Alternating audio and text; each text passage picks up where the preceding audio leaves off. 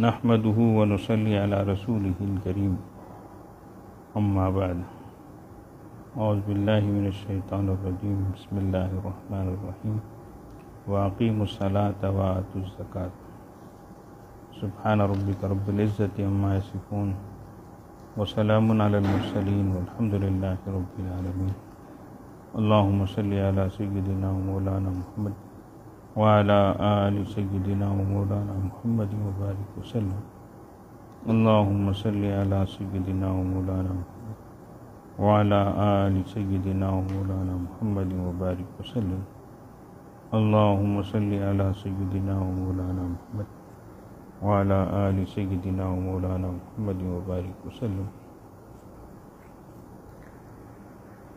اللہ تعالیٰ نے اپنے کلام پاک میں شروع ہی میں فرمایا یہ کتاب ہدی للمتقین، اللہ سے ڈرنے والوں کے لیے راستہ بتانے والی کتاب ہے۔ یہ لوگ کون ہیں؟ فرمایا الذین یؤمنون بالغیب، پہلی چیز جو غیب پر یقین کرتے ہیں، یہ سب سے پہلی چیز ہے۔ دل کا یقین صحیح ہو، ہمارا ایمان درست ہو۔ دوسری چیز وہ یقیمون الصلاۃ، نماز قائم کرتے ہیں۔ تو عبادت میں سب سے اہم اور سب سے پہلی عبادت وہ نماز ہے۔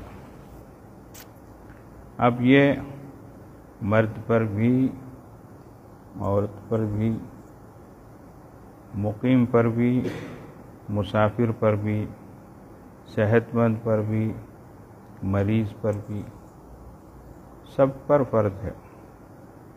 جب ایک وقت آ جاتا ہے تو انسان بالغ ہو جاتا ہے، اس وقت سے یہ فریضہ ہمارے سروں پر آ جاتا ہے اور زندگی بھر یہ چیز باقی رہتی ہے، تو ہر حال میں اس کو ادا کرنا ہے۔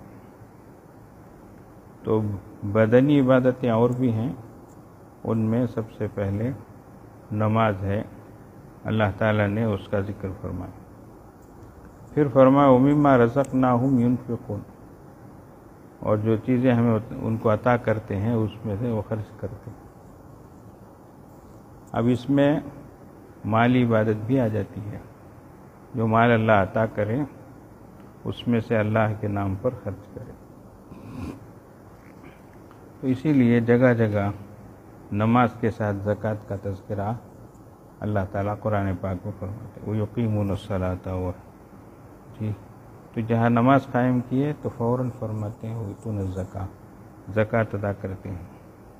اقیم الصلاۃ، نماز قائم کرو، آتوا الزکاۃ، زکوٰۃ ادا کرو، اس طریقے سے۔ لیکن نماز میں اور زکوٰۃ میں تھوڑا فرق ہے۔ فرمایا ان میں سے ایک یہ، یعنی جو زکوٰۃ ہے یہ ہر آدمی پر فرض نہیں ہے۔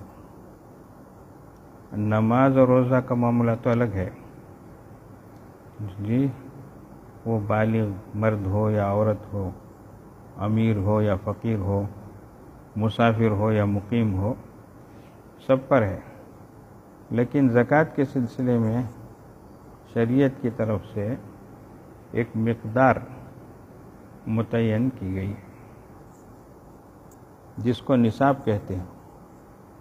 اب مال انسان کے پاس ہو اور اتنا ہو، یعنی نصاب کے برابر ہو، تو نصاب اس کو کہتے ہیں، اور وہ بھی مخصوص آدمی جو مخصوص مقدار کا مالک ہو، اور وہ بھی مخصوص زمانے تک۔ تو اتنی مقدار ایک آدمی کے پاس ہو اور اتنی مدت تک وہ ہو، تب اس پر زکوٰۃ فرض ہوتی ہے، ورنہ نہیں۔ مقدار اگر اتنی نہیں ہے تو زکوٰۃ فرض نہیں ہے۔ مقدار اتنی ہے لیکن اتنے دنوں تک وہ ہاتھ میں نہیں ہے، سال اس پر نہیں گزرا، سال گزرنے سے پہلے وہ رقم ختم ہو گئی، وہ مال ختم ہو گیا، چوری ہو گیا یا خرچ ہو گیا، اس پر بھی زکوٰۃ فرض نہیں۔ تو اس لیے یہ ایک بنیادی چیز ہے، اس کو ہم کو سمجھنا چاہیے۔ تو فرمایا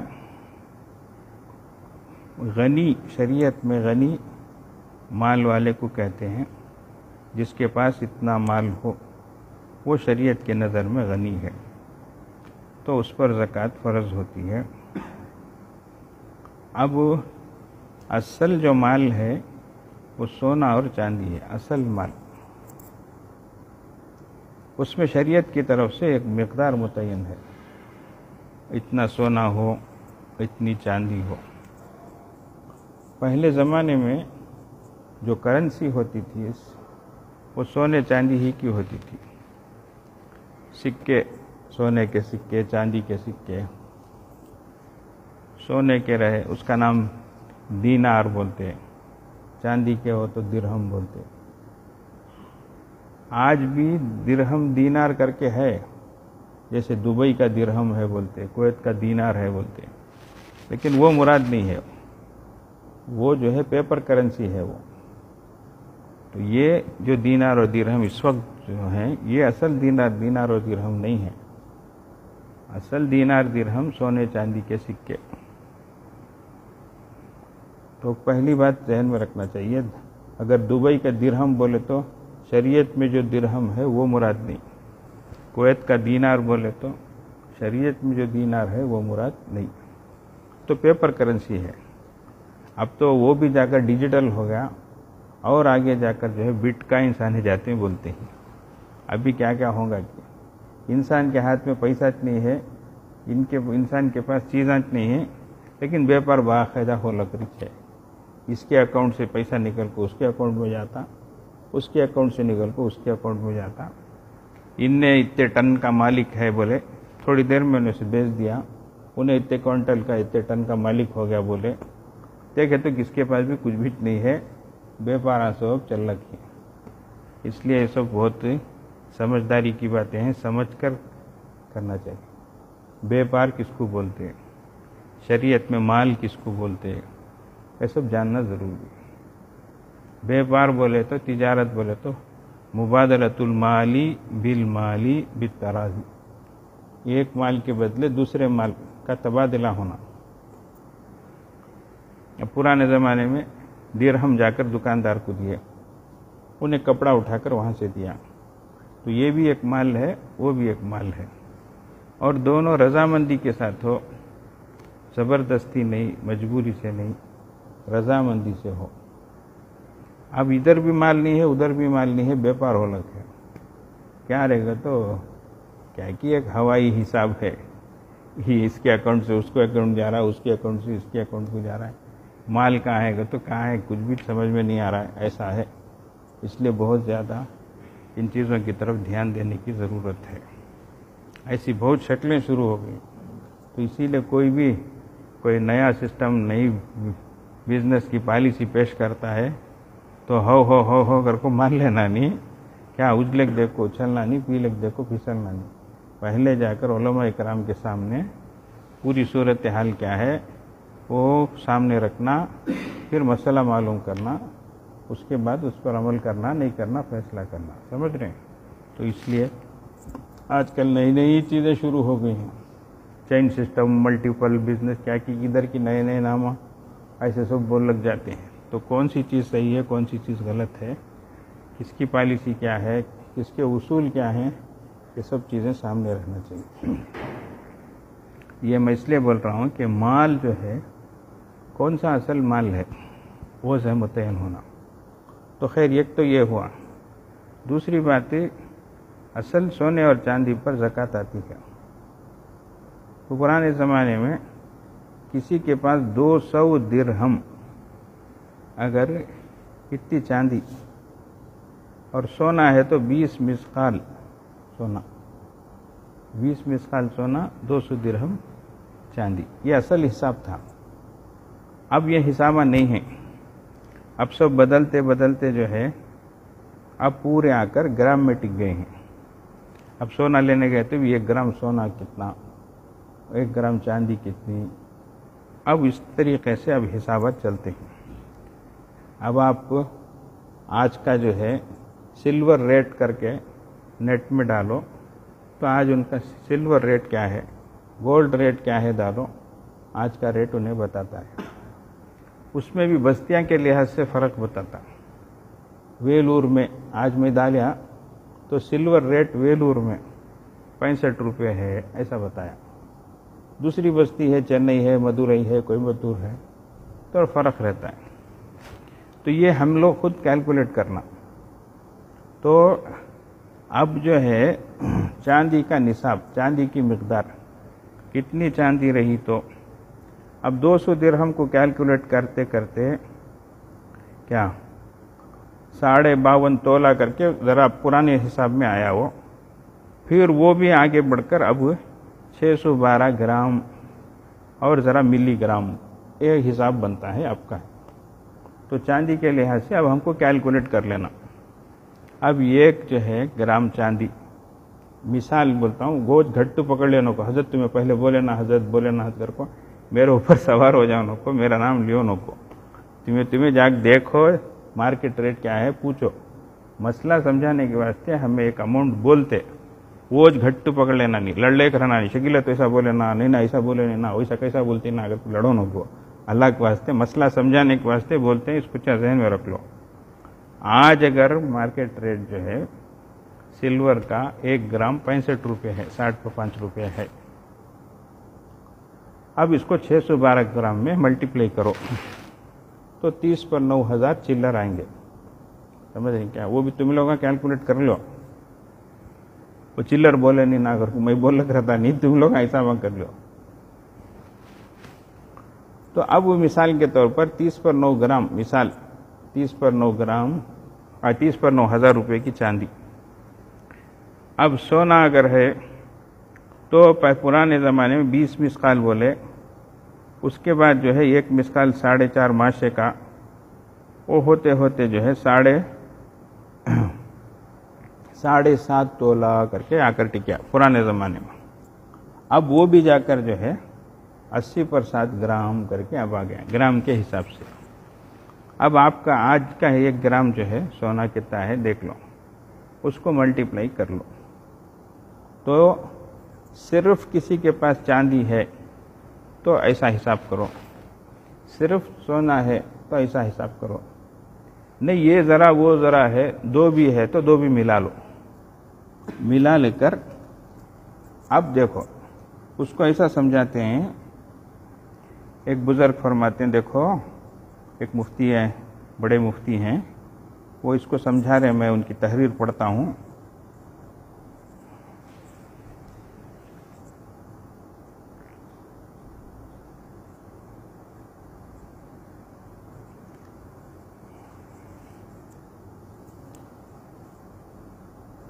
فرما رہے ہیں اب سونا اور چاندی تو ایسی چیزیں ہیں کہ ان میں تجارت کی نیت ہو، ایک بات یہ.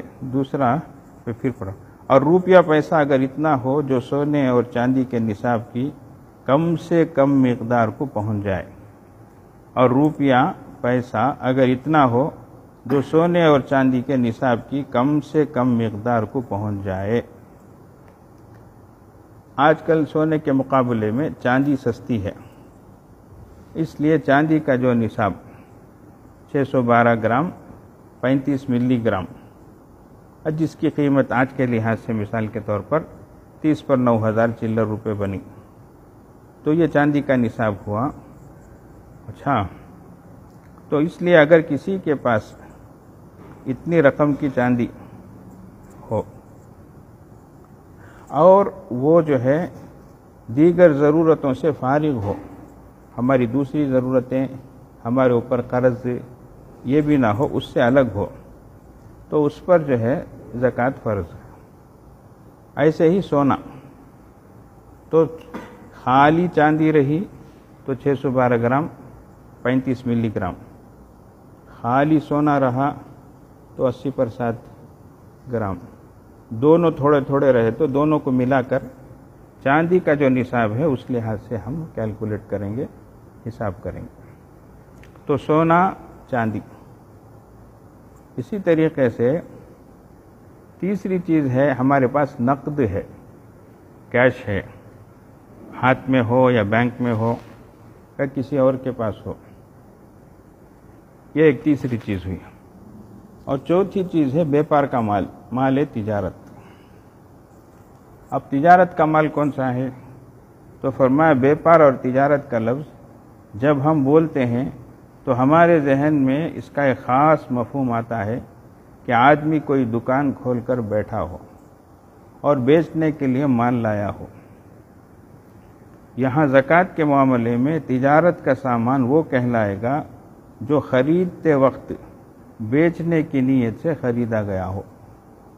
دکان کھول کر بیٹھنا، کمپنی ہمارے پاس رہنا کوئی ضروری نہیں. جو مال بھی بیچنے کی نیت سے خریدا جائے، چاہے دکان لے کر بیٹھا ہو نہ. مثلا آپ نے زمین کا ایک پلاٹ خریدا اور آپ کی نیت یہ ہے کہ اگر نفع ملے گا تو اس کو بیچ دوں گا، تو آپ کا یہ پلاٹ تجارت کا مال کہلائے گا. چاہے ظاہری اعتبار سے لوگوں کی نگاہوں میں آپ زمین کے تاجر نہیں. یا مثلا آپ نے کوئی مکان خریدا اور خریدتے وقت آپ کی نیت یہ تھی کہ اگر نفع ملے گا تو اس کو بیچ دوں گا، تو یہ تجارت کا سامان کہلائے گا. اسی طریقے سے کوئی بھی چیز ہے، کوئی مشین خریدے، کوئی بھی چیز ہے، تو خریدتے وقت بیچنے کی نیت ہے تو یہ بیپار کا سامان کہلائے گا. یہ بات یاد رہے، خاص کر پلاٹ، مکان وغیرہ کے معاملے میں تو بہت سے لوگ اس غلط فہمی میں مبتلا ہوتے ہیں.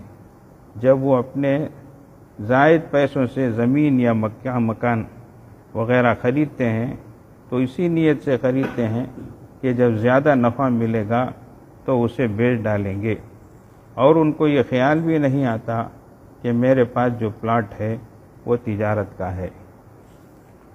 وہ یوں سمجھتا ہے کہ میں کہاں کا تاجر ہوں. تو شریعت کی نگاہ میں جو چیز خریدتے وقت بیچنے کی نیت ہو تو آپ اس کے تاجر کہلائیں گے، اس لیے کہ تجارت نام ہی خرید و فروخت کا ہے. تو یہ بنیادی چیز ہے، اس کو ذہن میں رکھ لینا ہے.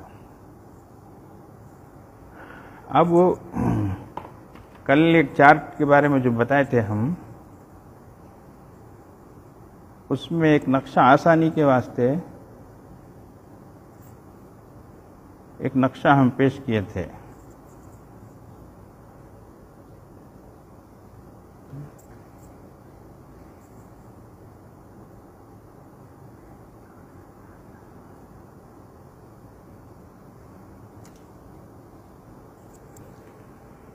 وہ اگر آپ کے پاس ہو تو اس کو ذرا دیکھ لو.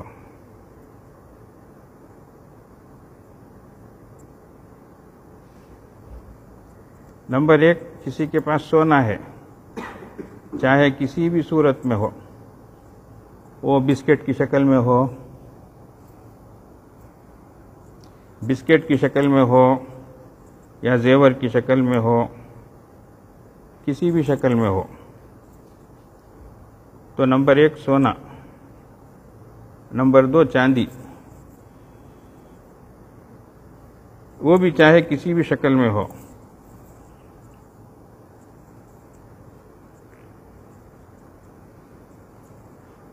نمبر 3 نقدی کیش یعنی نیٹ کیش، کسی بھی مقدار کے، کسی بھی مقصد کے لیے ہو، کتنا بھی ہو، اور کسی بھی مقصد کے لیے ہمارے ہاتھ میں ہو یا بینک میں ہو،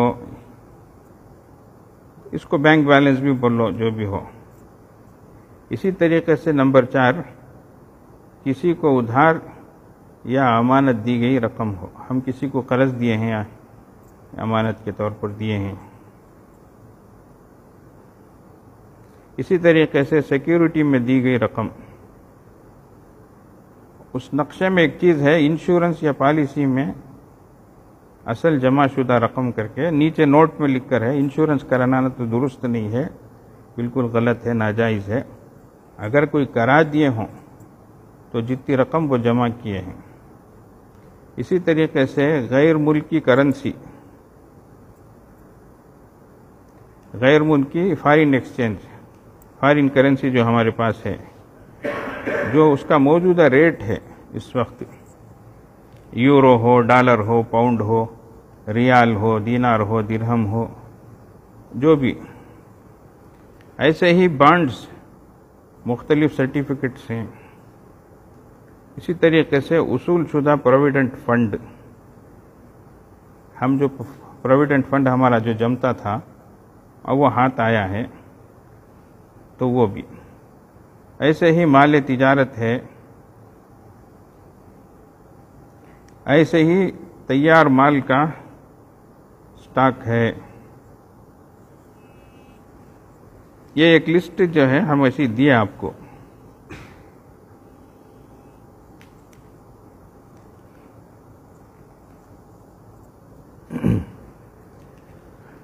اب یہ پہلا کالم تھا، پھر میں پڑھتا ہوں. سونا چاہے کسی بھی صورت میں ہو، عورت چاہے پہنتی ہو نہیں الماری کے اندر رکھتی ہو. بعض لوگ بولتے پہنتے سے زیورت میں کہتے نہ زکوٰۃ حضرت رکھ ڈالے تو نہیں کہتے نہ کر. یہ حنفیہ کا مسئلہ نہیں ہے. یہ چاہے پہنو چاہے الماری کے اندر رکھو. تو سونا چاہے کسی بھی صورت میں ہو، زیور کی شکل میں ہو، بسکٹ کی شکل میں ہو، کسی اور شکل میں ہو. میرے پاس راٹ کی شکل میں، گڈی کی شکل میں ہے تو وہ بھی سونا چاہیے. تمہیں بسکٹ ہی بولے، زیور ہی بولے نا حضرت، گھر کو نہیں بولنا. اس لیے کسی بھی شکل کر کے بولتے ہیں. چاندی چاہے کسی بھی صورت میں ہو، نقدی کیش، نیٹ کیش کسی بھی مقصد کے لیے ہو. اسی طریقے سے بینک بیلنس اور کسی کو ادھار یا امانت دی گئی رقم، ہم کسی کو قرض دیے ہیں یا امانت کے طور پر دیے ہیں. اسی طریقے سے سیکیورٹی میں دی گئی رقم. انشورنس پالیسی میں جو ہے اب لائف انشورنس ہے، دوسرا انشورنس ہے، اس میں جمع شدہ رقم ہے. ویسے ہی غیر ملکی currency, foreign exchange, foreign currency, اس کا جو بھی موجودہ ریٹ ہے اس وقت کا ریٹ، سونا ہو، چاندی ہو، کرنسی ہو، ان کا ریٹ گھٹتا بڑھتا رہتا ہے. تو موجودہ ریٹ اس وقت جو ہے وہ پرانا پکڑ لگ بڑھیا نا. 30 سال پہلے ہمیں حج کو گئے حضرت، تب ریال اتنے پیسے کو آتا تھا. اب کئی کو حضرت اتنا کر کے وہ سب نہیں بولنا. موجودہ ریٹ جو ہے اس وقت وہ. ویسے ہی بانڈز اور مختلف سرٹیفکیٹ اور اصول شدہ پروویڈنٹ فنڈ اور سامان تجارت، تیار مال کا سٹاک. یہ ایک ہم ایسے ہی جو ہے کالمس میں کچھ چیزیں بتائی ہیں. بیچنے کی نیت سے خریدی گئی دکان ہو، مکان ہو، پلاٹ ہو، گاڑی ہو یا خام مال ہو، کچا مال، را میٹیریل، جس کی قیمت ادا کر دی گئی ہو. اب یہ سب اگر ہمارے پاس ہیں تو اس میں ہمارے اوپر زکوٰۃ آتی ہے. اب دوسرے کالم کو آ جاؤ. ہمارے اوپر کیا ذمہ داریاں ہیں؟ اب نمبر 1، لیا ہوا قرضہ. ہم کسی کے پاس سے قرض لیے ہیں تو ان کو واپس کرنا ہے. اور بیوی کا غیر ادا شدہ مہر، بیوی کا مہر ادا نہیں کیا، وہ بھی ہمارے اوپر قرض ہے. ہمارے معاشرے میں ایک بہت بڑی غلط رسم ہے، وہ یہ ہے کہ شوہر زندگی بھر مہر دیتا نہیں. لیکن الحمدللہ آج کل اس کا رواج شروع ہو گیا ہے، بلکہ مسجد ہی میں قاضی صاحب کے سامنے مہر کا اعلان بھی ہوتا ہے، اٹھا کر دکھا بھی دیتے، دے بھی دیتے ہیں. ایک چیز شروع ہوئی ہے. ورنہ پہلے زمانے میں مہر دینے کا تصور ہی نہیں، خالی لکھاتے تھے. وہ بھی پرانے زمانے 101 روپے کہتے ہیں. واہ، فقیر کو دیتے بھی لیں گا نہیں ہے زمانے. وہی تھا 101 روپے جو روپ مہر دیتے تھے. کیا تو بھی بات ہے. دوسری چیزیں، اب انتقال ہو گیا تو اب اسے پکڑ لگاتے، جو رکو انہیں رو لگو دھو لوگ آتی آکو زبردستی مہر معاف کرو، مہر معاف کرو. مرتی کیا نہ کرتی انہیں، رو لگ مہر معاف کر ڈالی کر بولتی انہیں. یہ سب بالکل غلط طریقے ہیں یہ. تو اسی لیے فرمایا بیوی کا غیر ادا شدہ مہر، جو مہر ادا نہیں کیے ہیں وہ ہمارے سر پر قرض ہے، اس کو پہلے ادا کرنا چاہیے. اب مر کے بعد انہیں کیا معاف کرتی سو؟ یہ کیا طریقہ ہے؟ یہ زندگی بھر اس کے سر پہ قرض رہا وہ. اب سنو، اگر یہ مہر نہیں دیا ہے اچھا، تو اس کا جو مال یہ جو چھوڑ کر جائے گا اس میں جیسے اور لوگوں کو قرض دینے کا حساب آئے گا اس میں مہر کا بھی حساب کیا جائے گا، وہ مہر کی رقم کو بھی اس میں سے اٹھائیں گے۔ ایسے ہی ہمارے ذمہ بجلی کا واجب الادا بل ہے، یعنی الیکٹرک بل ہے، اب 2-4 ہزار جتنے بھی ہوں۔ گیس کا بل ہے، 1,000 روپے اب گیس سلنڈر دینے کا ہے مثال کے طور پر۔ پانی کا واجب الادا بل ہے، پانی کی بل ہے۔ ٹیلی فون اس کا بل ہے۔ مکان کا کرایہ ہمارے ذمہ ہے۔ اچھا، دکان کا واجب الادا کرایہ ہے۔ ویسے ہی گوڈاؤن وغیرہ ہے اس کا ادا کرنے کا کرایہ ہے۔ ویسے ہی دیگر جو ہے واجب الادا اخراجات ہیں، کوئی بھی اور چیزیں جو ہمارے اوپر ضروری ہیں۔ ملازمین کی واجب الادا تنخواہیں ہیں۔ اب کمپنی اونر ہے، اب انہیں جو ہے اس کے نوکروں کو تنخواہ دے گا، تو یہ اس طریقے سے ایک حساب ہم جما لیں گے، تو یہ سب ہمارے ذمے ہے۔ تو پہلے اس کو کیلکولیٹ کر کے، تو پہلے ہمیں جو لسٹ پڑے تھے اس کا جو ٹوٹل تھا اس میں سے اس کو کیا کر لیں گے، مائنس کر لیں گے۔ تو پہلا جو حساب بتائے وہ پورا نیچے لکھ کر ٹوٹل کر لو۔ مثال بولتا ہوں، ایک 50 لاکھ کا ہمارا پہلا ٹوٹل بنیا، اور دوسرا حساب جب ہم کریں تو مثال کے طور پر ایک 5 لاکھ، مثال بولتا ہوں، ایک 5 لاکھ آئے، تو یہ 5 لاکھ کو اس 50 لاکھ میں سے مائنس کر لو۔ مائنس کر کے اب دیکھو کتنے لاکھ بچے ہیں، اس میں سے جو ہے جو زکوٰۃ بنتی ہے نیچے ایک نوٹ کے طور پر لکھے ہیں۔ جب آپ سب چیزوں کے سامنے رقم کا خانہ پور کر لیں تو نمبر 2 کی ٹوٹل رقم کو نمبر 1 کی ٹوٹل رقم سے منہا یعنی مائنس کر لیں، باقی جو رقم بچے آپ کو صرف اس کی زکوٰۃ یعنی 2.5% یعنی 40واں حصہ ادا کرنی ہے۔ جیسے 1 لاکھ روپے میں 2,500 روپے۔ اب ہمارے ملک کے حساب سے میں آپ کو چاندی کا بولا ایک حساب، آج کا جو کیا ریٹ ہے وہ میں بتایا گرام کے حساب سے۔ اب جو جس ملک میں رہتے ہیں وہ اپنے اپنے ملک کے حساب سے کیلکولیٹ کر لیں گے۔ اس میں ایک نوٹ دیے ہیں انشورنس کے بارے میں۔ انشورنس کرانا جو ہے حرام ہے، جائز نہیں ہے، لیکن اگر کسی نے کرا لی ہے تو جو رقم جمع کرائی ہے اس پر زکوٰۃ واجب ہے۔ دیکھو بھائی، یہ ایک موٹے طریقے سے ایک اسکیچ ہے جو ہے آپ کو سمجھانے کے لیے، آسانی کے واسطے یہ ایک طریقے سے ہم سمجھائیں۔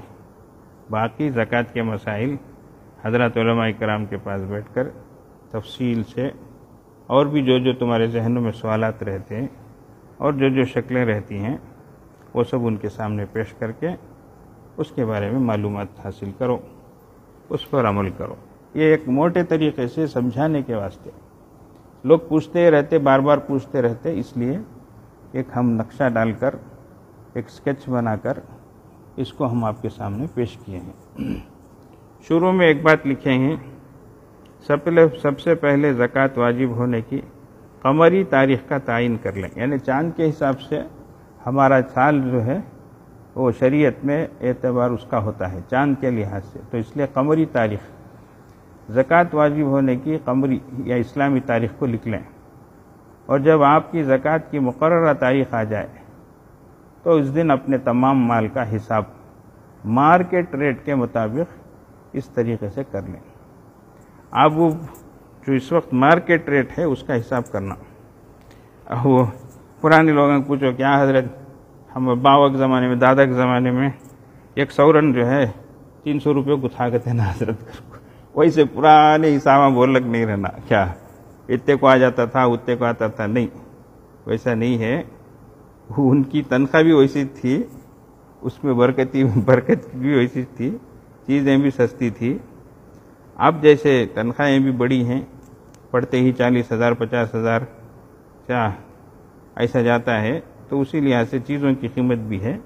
تو اس میں نوٹ کرنے کی بات جو ہے مارکیٹ ریٹ کیا ہے وہ دیکھ لو۔ اب ہم نہ فون آ کر کو حضرت کتنا، حضرت اس میں کتنا اس میں کتنا پوچھ لو گھرونوں کو، ہم موٹے طریقے سے کچھ اصولی باتیں بتا دیے ہیں، آپ لوگ حساب کر لو، سب چیزیں معلوم ہو جاتی ہیں، ہمارے کو بار بار پریشان کرتے مت رہو۔ اس لیے جو ملک میں جہاں بھی سن رہے ہیں اپنی اپنی کرنسی کیا ہے، آپ کے یہاں مارکیٹ ریٹ کیا ہے، سونے کی ویلیو کیا ہے، چاندی کی ویلیو کیا ہے، کدھر ہے، ریٹ کیا ہے، سب اپنا حساب کر کے اپنے طور سے ادا کریں۔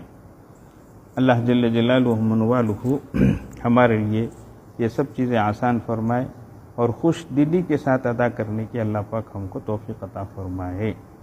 شروع میں جیسے کہ کل بتایا گیا تھا، مال اللہ ہی کی دی ہوئی چیز ہے، اور مال کو جگہ جگہ قرآن میں بھی خیر سے تعبیر کیا گیا ہے، خیر بتایا گیا ہے، لیکن یہ مال اسی وقت خیر بنے گا جب ہم اس کا حق ادا کریں گے، ورنہ یہی مال ہمارے لیے وبال بن جائے گا۔ اللہ تبارک و تعالی بحسن خوبی ہمارے مالوں کی زکوٰۃ ادا کرنے کی ہمیں توفیق عطا فرمائے، اور اللہ تبارک و تعالیٰ کی رضامندی اور خوشنودی ہمیں نصیب فرمائے، اور اللہ جل جلالہ اس ماہ مبارک کی پوری برکتیں، رحمتیں ہمیں اور ساری امت مسلمہ کو نصیب فرمائے۔ وآخر دعوانا ان الحمد للہ رب العالمین۔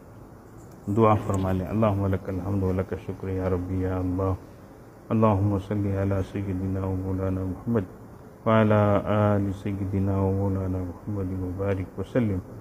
ربنا ظلمنا انفسنا وإن لم تغفر لنا وترحمنا لنكونن من الخاسرین۔ ربنا لا تزغ قلوبنا بعد إذ هديتنا وهب لنا من لدنك رحمة إنك أنت الوهاب۔ پیارے اللہ، ہمارے گناہوں کو معاف فرما، ہماری خطاؤں لغزشوں کو درگزر فرما، اللہ ہمارے عیبوں کی پردہ پوشی فرما، اللہ ہماری ٹوٹی پھوٹی نیکیوں کو قبول فرما، اللہ اس ماہ مبارک کی پوری رحمتیں ہمیں نصیب فرما۔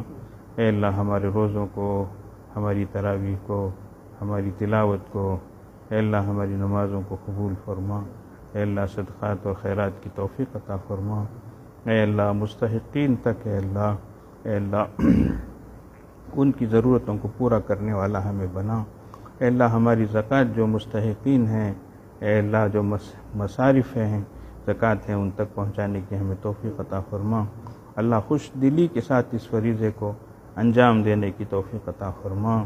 اے اللہ امت کے بڑے پریشان حال ہیں، اللہ ان تک کی رہبری اے اللہ صاحب حیثیت لوگوں کو فرما، اے اللہ ان کا مال صحیح جگہ تک پہنچے، اے اللہ اس کی رہبری فرما، اے اللہ امت کی غربت کو اے اللہ آسودگی سے بدل دیجئے، امت کی ذلت کو عزت سے بدل دیجئے، امت کی پستی کو بلندی سے، سربلندی سے بدل دیجئے، امت کی بے حالی کو خوشحالی سے بدل دیجئے۔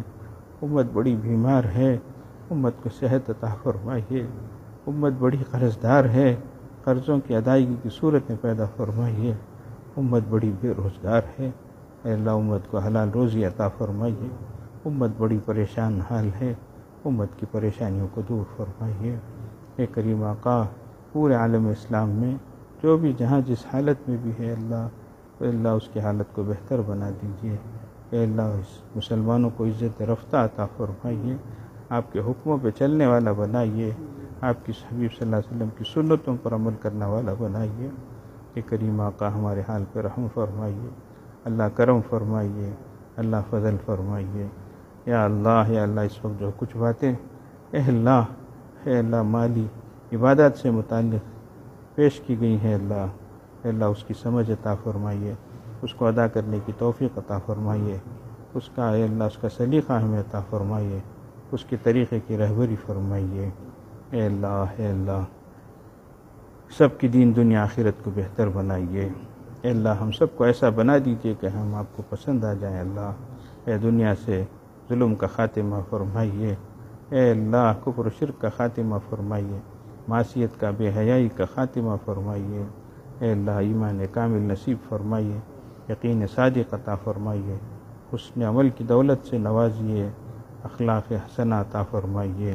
اے اللہ ہم سب کو آپ کا اچھا بندہ بنائیے، آپ کے حبیب صلی اللہ علیہ وسلم کا اچھا امتی بنائیے، اپنے والدین کی اچھی اولاد بنائیے، اے اللہ معاشرے کا اچھا فرد بنائیے، اے اللہ ہم سب کو اچھا انسان بنائیے، اللہ ہم سب کو اچھا انسان بنائیے، اللہ اللہ ہمیں ایسا بنا دیجیے کہ ہم آپ کو پسند آ جائیں اللہ۔ اے اللہ جو مانگا ہے عطا فرمائیے، جو مانگنے سے رہ گیا وہ بھی عطا فرمائیے۔ وصلی اللہ علی خیر خلقہ محمد وآلہ واصحابہ اجمعین برحمتک یا ارحم الراحمین والحمد للہ رب العالمین۔ یہ جو چارٹ تیار کیا گیا ہے اس کا انگلش میں بھی تمل میں بھی ہم بنائے ہیں، انشاءاللہ جن کو ضرورت ہے وہ بھی حاصل کرنا ہے۔ سبحان اللہ، سبحان اللہ،